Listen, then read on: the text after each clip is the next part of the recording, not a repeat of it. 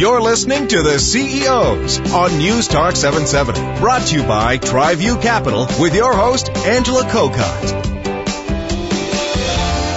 Canada takes great pride in being called a cultural mosaic full of incredible ethnic diversity. Most of us are immigrants to this country, whether it be first, second, 10th generation. We each bring a unique gift.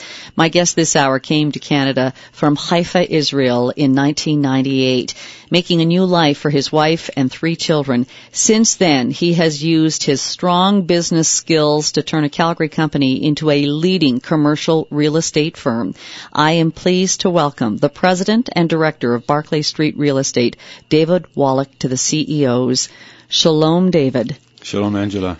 Throughout the course of the hour, you're going to have to teach me a little bit of Hebrew just so I can leave more educated than I was right now. So thanks so much for dropping by. We really, in the CEO series, we want to pick the brains of the business leaders of our province, and I will do that. But before we start picking your brain, I have to know where David came from, and not just the fact you came from Israel, but let's go way back. And I want to know what kind of a kid David Wallach was. That's an interesting question. I think that I was a little bit on the wild side. I grew up in Haifa in Israel, and I was born there and raised there. After my parents got divorced, I was 10 years when they got divorced, which was not common in 1969.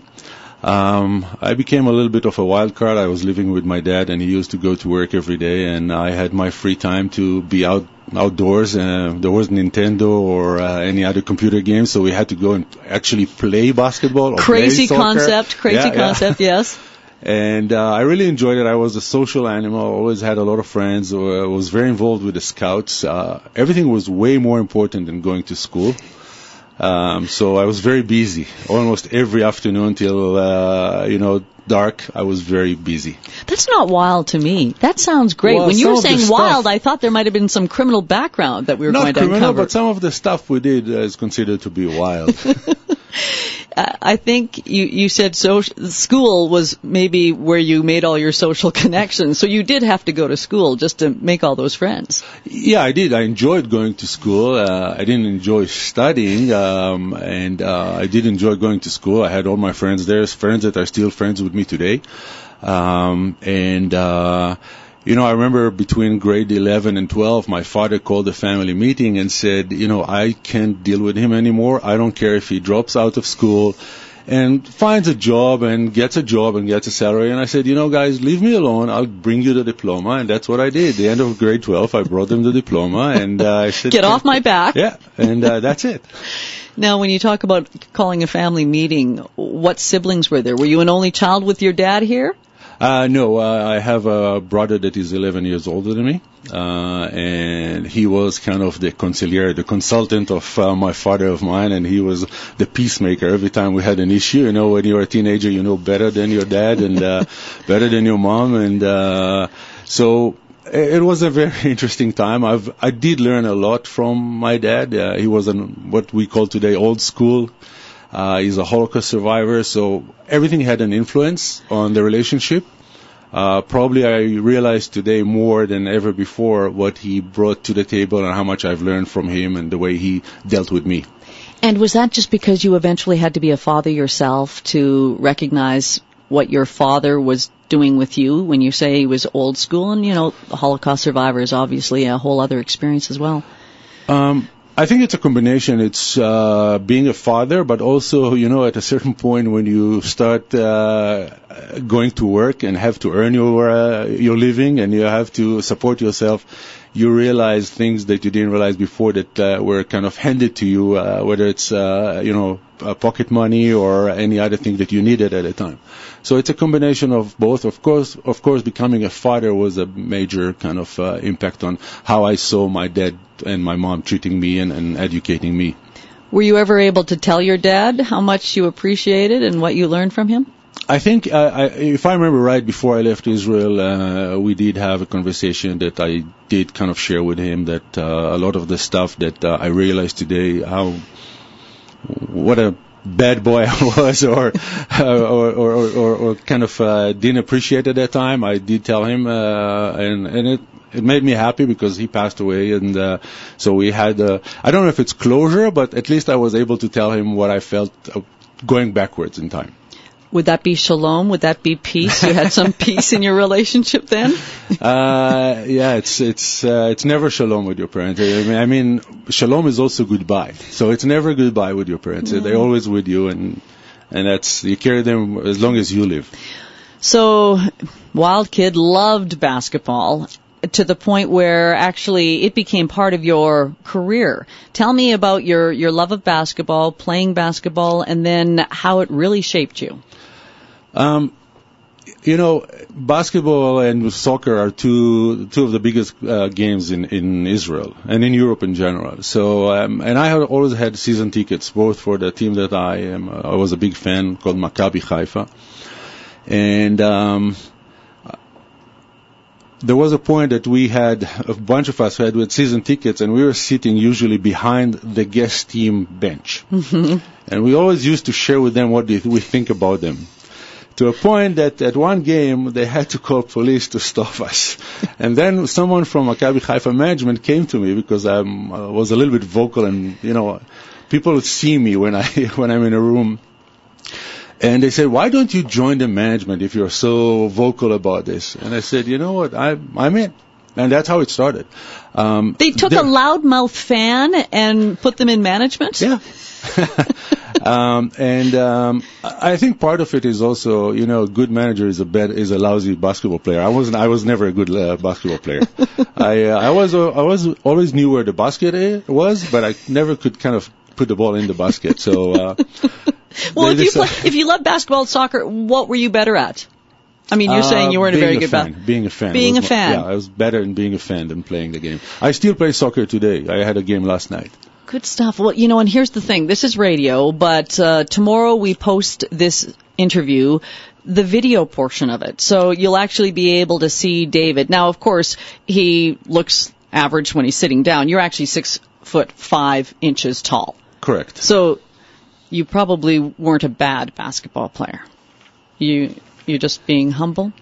Well, I won't call any of my friends or use a lifeline to prove that I'm right, that I was a lousy. In my mind, I think you probably were a pretty good basketball player.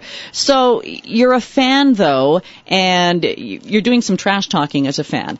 So suddenly you're a manager. Right. Wait, I've got to stop. I always ask a post-secondary education. Did you do anything beyond getting that diploma for your father and saying, here, get off my back? Yes, I did go to Haifa University, and I was there for a full 3 days. And when I got back home at the end of the third day, I asked my dad, how much do I owe you? I'm out of there. And the next day I was in sales. So and you were going to earn back and give it to your father, whatever it cost him in tuition. That portion we forgot in our relationship. So there's still an outstanding debt. I don't know if my brother would want half of it now. All right, 3 days in university, you said, I'm out of here. I'm going to do sales. I'm going to take a break right now. Speaking of sales, we've got to get in some commercials. David Wallach is my guest for the CEOs. He's the president and director of Barclay Street Real Estate. I want to find out, as a manager on a basketball team, how different it is from being a very vocal fan. I'm Angela Kokott. We're back after this. All right, the commercial breaks aren't long enough because David and I had another conversation going on, because I am talking to David Wallach, the president and director of Barclay Street Real Estate. And before the break, we found out that the basketball team, that you were a ticket holder, they said, why don't you come and be part of management? What role did you take on then with that team? To start, I was just part of a 7-people management team, and I was kind of doing with a day-to-day operation and helping the operation manager. Mm-hmm. And 2 years later, I became the GM and the president, and I was a member of the Israeli Basketball Association and the head of U19 national team. And and that was fun. Well, I'm sure. How many people are listening saying, wouldn't I love to be part of a professional sports team? But when you told your dad, after 3 days of university, forget it, I'm going to get a job, and you got into sales. Was that a number of years then prior to you becoming part of that basketball team? Yes. Yeah. So what was your sales job? And I want to know what lessons you learned from that really took you into managing and then eventually into your career now. Well, my first job for about, I think, 3 or 4 weeks was selling paint, wholesaling paint. And so that kind of took 3 or 4 weeks, and then I went into insurance. And I stayed with insurance till I immigrated to Canada. I started working for a small brokerage. Then I moved to become a supervisor in an insurance company, a life insurance supervisor in an insurance company. And then in 1990, I opened my own insurance brokerage. First with a partner, and then I bought him out 6 months after that, and I had my insurance brokerage till we sold it before we moved here. Were you then doing that at the same time as being involved with the basketball team? Yes, my basketball involvement was on a volunteer basis. What did you take from, 3 weeks of selling paint, but then to go into selling insurance and becoming very successful? What were some of the lessons that you learned, not necessarily from selling paint, from just selling, though, that made you good in that field? Well, the first thing that I've learned in my sales career was you control your body language and listen. Some of us as salespeople really tend to talk too much. And if you listen to your client, you're probably going to have a better chance to close a deal. However, it's, if you look around the globe, you cannot find one school in the world that gives you a sales diploma, a diploma in sales. So a lot of people come to the industry of sales, and it doesn't matter whether it's insurance or real estate, because it's easy to get in. You have a briefcase, here's a desk, here's a phone, just start selling. And a big number don't know how to sell. And when you don't know how to do something, you just talk to yourself into it. So my first lesson was to listen. Listen to your client, listen to what they say. They want to share the information with you, and if you listen to them, you'll close the deal faster. And, as you evolve, you'll learn how to control your body language, not to sit with your arms closed. And I can't believe it. He just looked at me and my arms were crossed. Okay, so don't sit with your arms crossed. Yeah, be open, be friendly, and people will share with you every piece of information you want. But is that just something through the years of selling that you said, wait, why am I not making some deals? Or because, as you say, it's not as if you went to a sales school. It's experience, of course. And the other part that you learn also with experience, and it takes time, and it takes, you have butterflies in your belly every time you do that. But you have to do it, is when you get to a point and you say, sign, press hard, 3 copies. And a lot of salespeople are afraid from that question. And the one thing I'm trying to teach the guys the young guys that join the industry, it's never personal. If they say no, it's never personal. And it's better to get the no as fast as you can and move on to the next guy that will say yes. But it all comes with experience, and it comes with, falling 5 times before you start walking, and then walking and tripping 5 times before you can run. Is that what they call a closer then? Someone who really can close deals, enough beating around the bush? Let's see if we're going to fish or cut bait. Exactly. Yeah, that's exactly the point. Listen to them, and then when the right time is to ask the tough question, ask it. Nothing will happen. David, you don't know how many people are listening that are in sales, who are driving around, and even that little nugget, if they're a young sales person, that's going to take them a long way. But do you think, though, as you say, it's not personal, so we can't take it that way because maybe we're just all a little insecure and we don't want to be shot down? That's exactly your point. You don't want to get the no because you're afraid. You're afraid that you take it personally, you take it to a level that is beyond the deal itself. And that's a mistake we all do as salespeople when we start. And as time goes by, you learn how to get the no as fast as you can, because your life will be way better. The next guy has a reason to buy from you or to lease from you, he will sign the dotted line. The guy that they said no just had another reason not to buy it, and it's not about whether he likes you or not. It's about that business decision for him was no. The other guy will be yes, and just get the no and go move forward. Well, and I think like every job, some people are cut out for it, some people aren't. And you've got to admit, sales, you got to be cut out for sales. No doubt. You've got to tell me, how did the basketball team do? Once you finally started taking on a bigger role, did they do well? Did you see some championships? No, in Israel there's one team that wins all the championships because they are the richest team, and it's Maccabi Tel Aviv. But the highlight of my career was we finished our, I don't remember if it was 4th or 5th place, so we kind of qualified to European League. So we played, the following year we played in the European circuit and the Israeli circuit. So I had the chance to travel to Holland, to France, and play the big roller and, we meet all those important people, and it was fun. I was young. I was the youngest GM in Europe at that time, and it was a volunteer position? Yeah, because the team came out of almost bankruptcy, so it was a volunteer position for a few years. And after I left, a year or two after, they started making it more professional, and now it's a salaried kind of position. Maybe you should head back. Put your resume in. There's no way I'm going back to professional sports. No way you're going back to professional sports. All right, before we leave this chapter in your life, though, we've touched on the wild kid. You did get your high school diploma. During that time, though, obviously your dad was a huge influence. Was there someone else who you really admired, and I'm curious why? The guy that at that time was a big influence was Mr. Aloni. He was the owner of...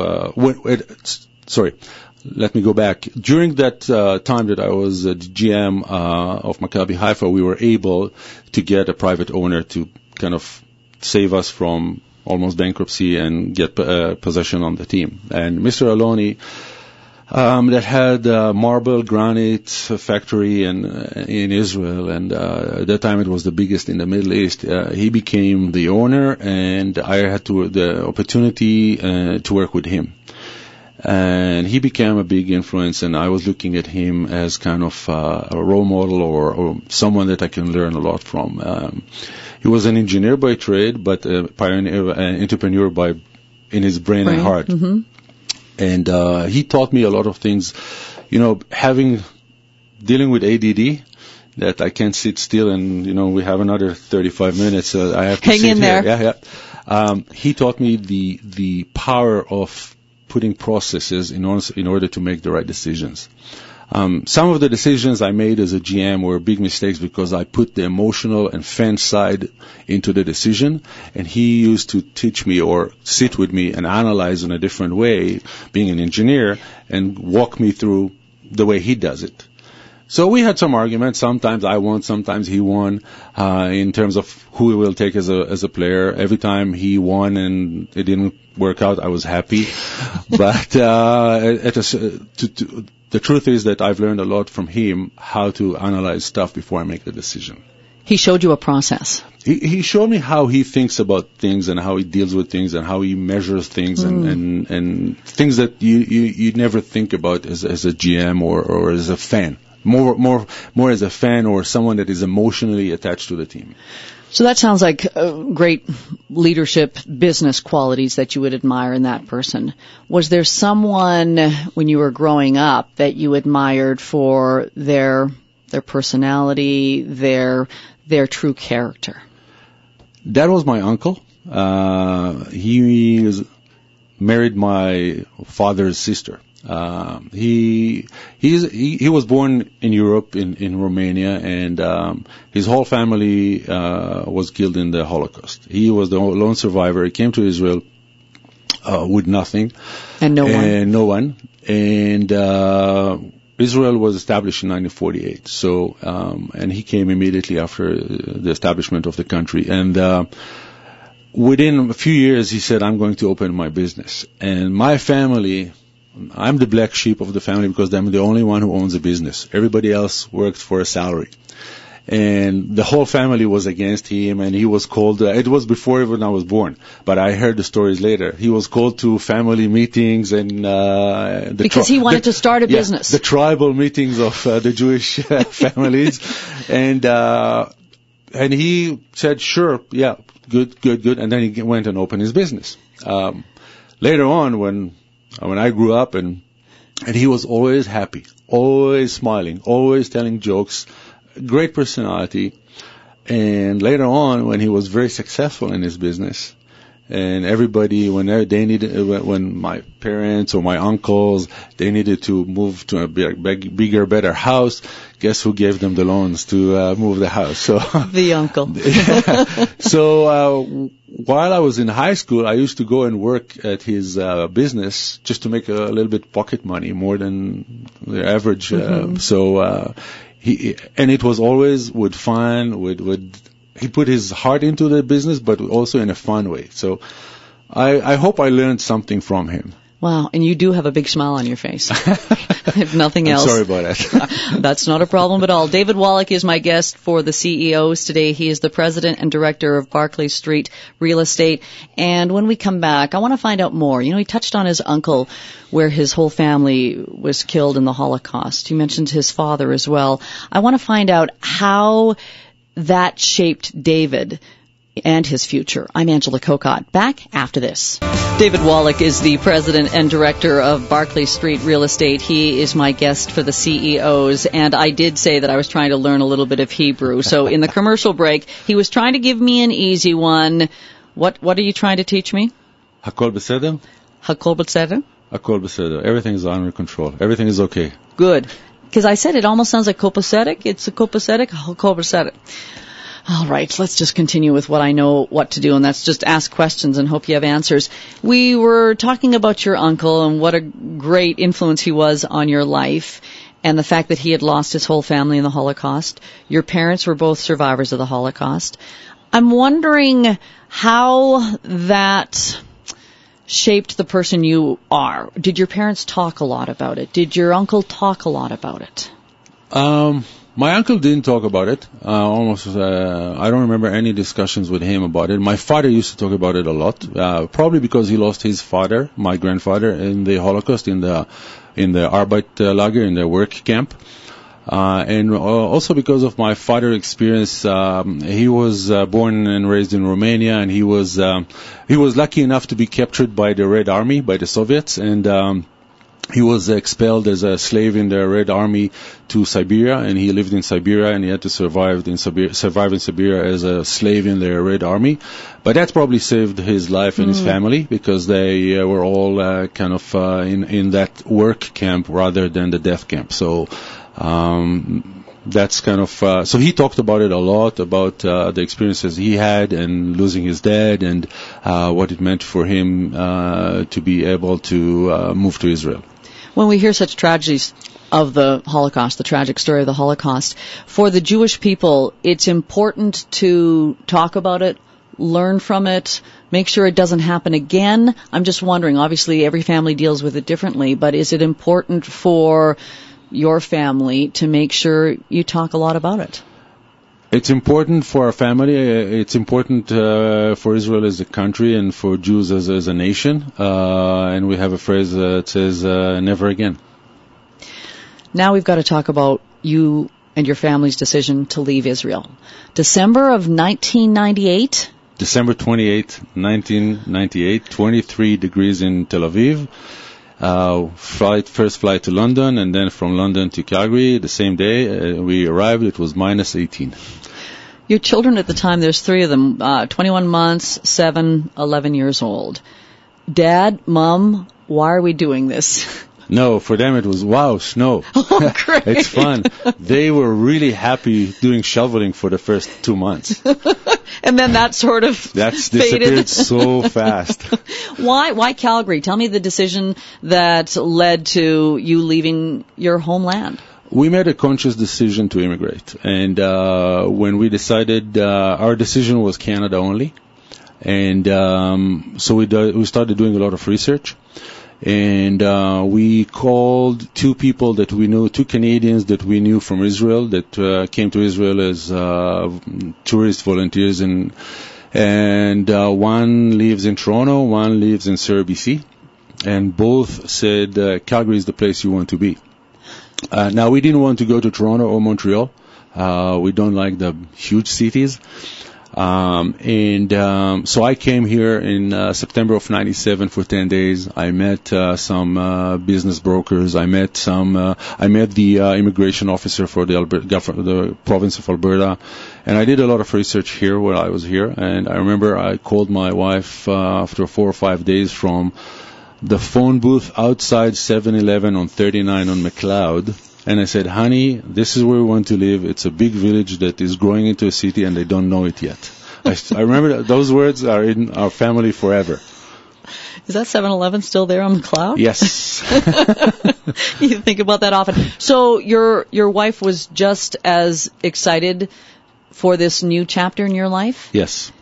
But at the same time, you're leaving family. Was that not difficult? It's tough, and of course to leave family, there was a point in a young nation, in the life of a young nation, that everybody that left Israel was treated as almost as a traitor. But you have to do what's the best for you, what's the best for your family. We're looking for improving our life, improving our economic life, and having an easier life.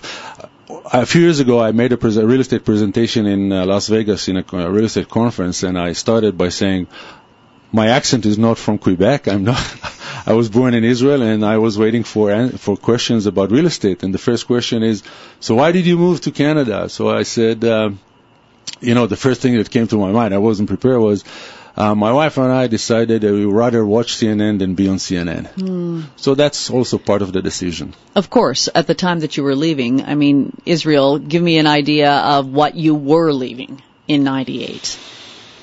I don't remember if it was the first Intifada or the second Intifada. A lot of uncertainty. I did my army service. I did my reserve till the last day I was there. And it's just that pressure, that peer pressure, that is just, you boil inside. So you want to leave, you can leave easier, so try it. Your Army service, what are you required? How many, a year and a half? Or? No, it's 3 years mandatory for men, and reserve until you are 35 in some units and 42 for other units. So you served your country with your time in the Army then? Oh, yeah. You don't owe them anything. No. I also paid my taxes. All right. Well, that's important, too. David, we want to take another break here because I want to get into your business career now. Once you're in Calgary in '98 and how you then went on to become the president of Barclay Street Real Estate. My guest, David Wallach. I'm Angela Kokott. You're listening to the CEOs. Back after this. I love the fact that in 1998, when David Wallach and his family decided that they wanted to come to Canada, that it wasn't Toronto or Montreal, because we hear so many new families to this country, they start in the big centers. But Calgary was, what was your phrase again?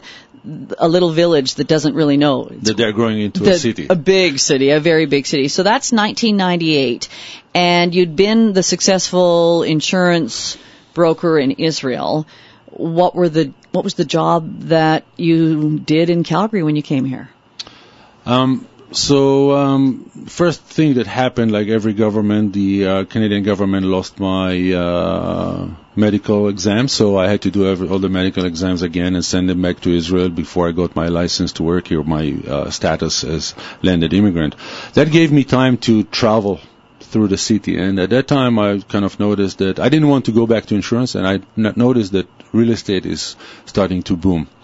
So I went and registered myself to the real estate course, and out of 30-some people in the class, I was the only one who said, I'm going to commercial. So I got my license, I finally got the landed immigrant status, and I was able to work, and then I went and interviewed with a few companies, and some some of them won't hire me because, I was 40 years old, different accent, English is not so good. You don't fit the mold. So the only person that said, and I would never forget it, and for the rest of my life, John Turod at that time, that owned Turod Realty at that time, said, if he's a good guy, hire him. And that's how I started. I started at Turod Realty at the time on Valentine's Day 2000. That was my first day. So that's something that I always wait for my wife to buy me something on Valentine's Day. Not for Valentine's Day, just for the anniversary with Barclay now. Right. Yeah. Well, and with your whole new adventure into commercial real estate, why do you think, is commercial real estate not sexy enough? Why, out of that big class, that you were the only one who said, I want to do commercial real estate, and everyone else obviously was going the residential route? Yeah, everybody. Is it harder? Is commercial harder? I don't know if it's harder. It's a different sale. When you sell residential, you sell mostly on the emotional side. Usually you hear, I love the house, I love the neighborhood. When you deal with commercial I like the numbers. The numbers work. So it's a business transaction. It's a different way of transacting in real estate. For me, I preferred at that time to go to that. Another thing that kind of was one of the factors that made me make that decision was, as a new family in a new country, I didn't want to work on weekends and at nights, which is a big part of the residential work. And so this fit with your lifestyle. Yes. So commercial real estate, it was 2000, Valentine's Day. I can't believe I've already forgotten your anniversary. But it was 2000, and I'm just trying to think here, because was it 01 that we had a crash? Later one was the .com and September 11, so that was crash number 1. 2008-9, crash number 2. So you've been through a few of those. Yeah. What have you learned from that experience? The first thing I've learned, life goes on. The one thing I've learned when I came to Calgary, and it goes with me and it helps during those periods, is Calgary is a very entrepreneurial, business-minded community. So it takes about, I would say, 3 to 4 months to people to kind of realize there's a new reality, and then it's back to business. And let's now do business in the new reality. Mm-hmm. And that's how we come back every time. And that's what's great about this city, about this province, is that we always come back. It may take, sometimes it takes a year, sometimes it takes 3 years.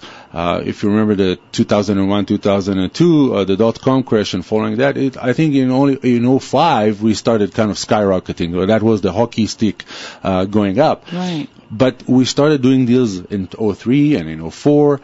And that's what's great about our culture as a city and as a province, that it's an entrepreneurship way of thinking.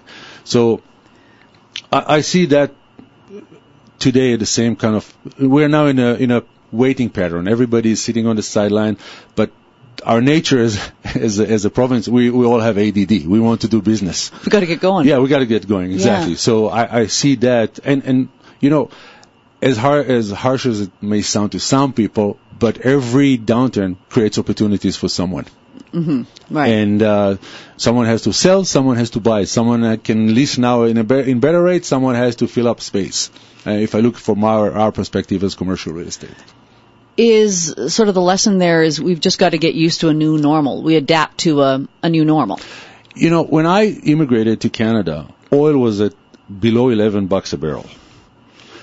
In 08, the oil dropped to $30 a barrel from 140. And that's after people said it was going to 200. Now it's around 50. 51, yeah. And, the Canadian buck is 20% lower than that, so it's 60 here. Mm-hmm. The skies are not falling. We have now opportunities. Tenants have opportunities. Buyers have opportunities. Sellers have opportunities. I think it's going to be a great market in 2015 going forward. We just have to go through that time to adjust to the new reality, and then it's back to business. And I truly believe that our nature is to do business. We cannot sit still as a province and as a city especially. David, let's take one more break here. David Wallach is my guest on the CEOs, President and Director of Barclay Street Real Estate. Of course, we have found out so much about David. After the break, though, I want to know where his charitable heart lies. Back with David after this. I am encouraged to hear David Wallach's perspective as we hear from everyone else. I'm not going to mention any names, Jim Prentice, that it sounds like things we've never seen it this bad in generations. But as we've heard from David Wallach, we just sort of have to adjust to a new reality. Now, business aside, do you have time for things outside of work? I know you mentioned last night you were playing soccer. You're still very involved in soccer then? You love soccer? It's over 45 man leagues, so it's a reason to go drinking after. That's the only reason we do that. So that's our contribution to sports and to pub life. But we enjoy it. It's fun, and it's camaraderie. Touch on your family, because as you said, the kids were excited about seeing the snow, loved shoveling for the first couple of months. They've now spent, 16 years? Do the math for me quickly. Yeah. 16 years. They love their new home, as in Canada? Our oldest son, Itai, he loves his home. He lives in Los Angeles, so for the last 5 years, so he loves it. Our middle son, Omri, lives in Vancouver, so he loves it. And our youngest, Shai, she's graduating this year, and she applied for 3 universities. None of them is in Calgary. But they love to come home. They love their mom's cooking, and they love to be spoiled at home. So they come home from time to time. Do you go home? How often do you go back to Israel? We go every few years to visit. We still have family and friends there. And so we travel from time to time to Israel. Does it call you back? Do you think you would ever go back there permanently? No. Canada is home. All right, I want to talk about the charitable groups that you support, because I haven't met a CEO that isn't involved in some capacity with different charities. What are some that are near and dear to your heart? Well, it's two portions. One that is near and dear to my heart is called Beit HaLochem, and war. War is the Canadian kind of wall of memorial. Because war is W-O-R, yes, not W-A-R, yeah. It's wall of remembrance. And as a soldier, soldiers all over the world, when they meet, they have kind of immediate connection and immediate camaraderie. So every year I donate money to war. I'm not involved with them, but every year I donate some funds to war. Mm-hmm. And I'm proud of that. Beit HaLochem is an Israeli organization that deals with the wounded Israeli soldiers. Unfortunately, Israel had too many wars already, and we have about over 50,000 wounded soldiers that live in Israel with their families. So Israel, I think, is leading the world with dealing with wounded soldiers. And we have every year a concert here in Calgary raising funds for them. We have here from time to time a group of wounded Israeli soldiers that come here, and we host them in homes here in Calgary. And I don't have any official position with that organization, but I'm always there as whenever they come here, I kind of make sure that I'm taking them to Banff, hosting them at our house, donating funds. My whole family is involved in volunteering when they're here. And we are very proud of it. Part of it is also my nephew was injured as a soldier, so it has also a family connection. Right. Mm-hmm. Other than that, I said it's twofold here. Other than that, I used to every year run for a charity in Calgary. For a few years in a row, I ran for the Heart and Stroke Foundation, mm-hmm. and I raised money for them. I think 2 or 3 years ago, I was the number one fundraiser in the Big Bike Challenge. Good for you. And I ran 10K and I almost died. And so in 2013, I ran for Run for the Cure, and I was number 2 in the city in raising funds, and that was 5K, so I was able to survive. And so that's what I do every year. I kind of take a challenge and get all my clients to donate money and get them to open their pockets, and I'm very happy to do it for charity. And we encourage at Barclay Street people to be involved in community and in different charities. For years we supported Sled Island, we supported Stampede, we support every big brother, big sister. Right. So we don't have one charity that we work with. We're trying to kind of spread a little bit to everybody or to a big chunk of people. And that's what we do. You're part of the community. Yeah, right? and the other thing that in Judaism there's what's called Matan Baseter. Matan Baseter means in Hebrew donating anonymously. So the people that get it will never know who. So you don't put them in a situation that are uncomfortable. So my wife and I donate every year for the Passover meal money for 2 families to go to the community, and they don't know it's us. So that's what we do. What a great way to end this conversation. David, thank you so much. It was a treat getting to know you and the way your business works and your outlook on business in this province. Thank you so much for hanging out with us this hour. Thank you. It was a great experience, and I really enjoyed it. And thank you. And, stay focused, Angela. I will stay focused. David Wallach, he is the president and director of Barclay Street Real Estate. We've got news coming up next.